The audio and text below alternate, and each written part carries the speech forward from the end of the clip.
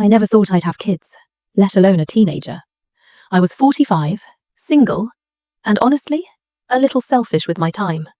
But when I saw Marco's file, something just pulled at me.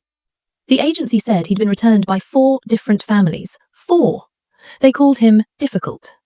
When he moved in, he wasn't difficult. He was invisible. He walked on his tiptoes. He never turned on the TV. If I walked into a room, he'd immediately stand up, like he was bracing for an inspection. It was heartbreaking, watching a 16-year-old try to take up 0 space in the world. But the real break happened on a Tuesday night. He was helping me with the dishes, and a soapy ceramic bowl slipped right out of his hands. Crash. It shattered into a million pieces across the kitchen floor. I instinctively let out a groan, just thinking about the cleanup. But when I looked up to tell him to grab the broom, Marco was gone. I found him in his bedroom. He had his school backpack open, and he was shoving his clothes into it, fast. His hands were shaking so bad he couldn't even fold them.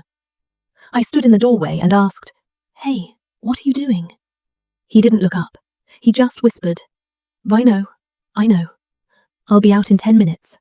Please don't call my caseworker yet." He thought he was losing his home because he broke a bowl.